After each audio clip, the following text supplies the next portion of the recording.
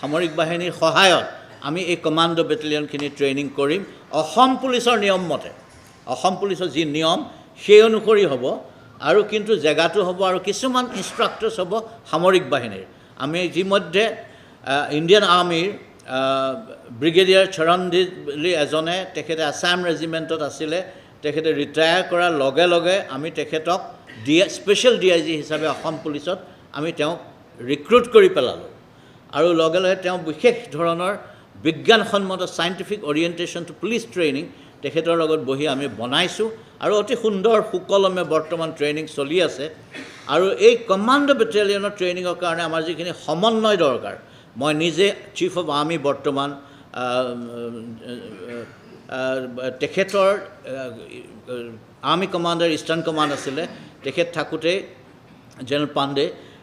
মোৰ বন্ধু মানুহ তেখেতৰ লগত মই তেতিয়াই আলোচনা কৰিছিলোঁ মাননীয় মুখ্যমন্ত্ৰীৰ লগত আলোচনাৰ মৰ্মে বৰ্তমানৰ ইষ্টাৰ্ণ কমাণ্ড কমাণ্ডাৰ আছিলে জেনেৰেল ৰাণা প্ৰতাপ কলিতা তেখেতো আমাৰ বন্ধু মানুহ তেখেতৰ লগত আমি একেলগে বহি এই প্লেনটো কৰিছোঁ তেখেতলোকে আমাক যথেষ্ট সহায় কৰিছে সহৃদয়তা দেখুৱাইছে আৰু আমাক যথেষ্ট সহায়ৰ মাজেদি আমি আৰ্মিৰ থ্ৰুৱেদি এই কমাণ্ডো বেটেলিয়নটো আমি ট্ৰেইনিং কৰিবলৈ সিদ্ধান্ত লৈছোঁ